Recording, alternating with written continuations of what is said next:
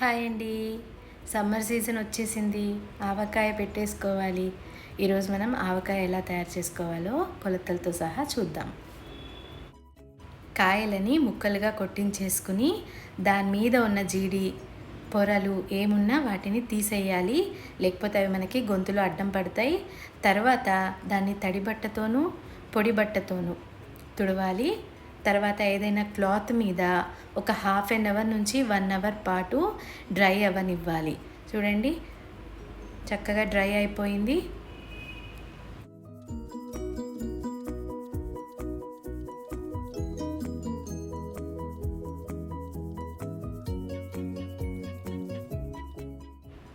పది కాయలకి కొలతలు చెప్తాను. ముందు ఒక హాఫ్ లీటర్ నూనెని ఈ ముక్కలలో పోసేసేయాలి. దీన్ని బాగా కలుపుకుని ఒక 10 నిమిషాల పాటు అలా ఉండనివ్వాలి. దీనివల్ల ముక్క అనేది మెత్తపడకుండా గట్టిగా ఉంటుంది. ఇప్పుడు ఈ గ్లాస్తో నేను కొలతలు చెప్తాను. ఈ గ్లాస్తో 2 గ్లాసుల నిండుగా ఉప్పు, 2.5 గ్లాసుల కారము, అలాగే 2.5 గ్లాసుల ఆవపిండి, ఒక 4 స్పూన్ల మెంతిపిండి, నార్మల్ టేబుల్ స్పూన్ అండి. అలాగే ఒక 2 స్పూన్లకి మెంతులు వేసేసుకోవాలి. నేను శనగలు వేస్తాను, మీరు కూడా శనగలు వేసుకుంటే ఒక గ్లాస్ నిండుగా శనగలు వేసుకోవాలి. వెల్లుల్లి వేసుకునే వాళ్ళు వెల్లుల్లి కూడా ఈ స్టేజ్లోనే వేసేసుకోవాలి.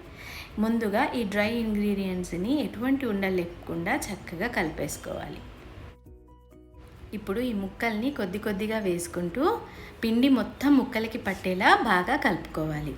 ఇప్పుడు మనము ఏ గిన్నెతో అయితే ముక్కల్ని కొలుస్తున్నామో 4 గిన్నెల నిండా ముక్కలు వస్తే ఆ గిన్నెతో ఒక గిన్నె నిండుగా కారము, ఒక గిన్నె నిండుగా ఆవపిండి, 3/4 గిన్నె సాల్ట్, అలాగే పావు మెంతిపిండి, అవి కూడా మనం కొలత రూపంలో తీసుకోవచ్చు. ఇప్పుడు ఇంకొక హాఫ్ లీటర్ నూనెని ఫైనల్గా ఇందులో పోసేసుకోవాలి. అంటే మొత్తం 10 కాయలకి 1 లీటర్ నూనె సరిపోతుంది. చూడండి, ఇలా కలిపేసుకొని మనం మూత పెట్టేద్దాం.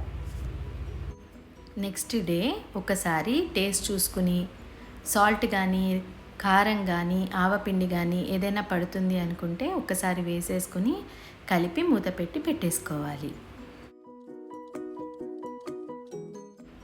3వ రోజు ఒకసారి బాగా కలిపేసుకుని దీన్ని మనం జాడీలోకి తీసేసుకోవాలి.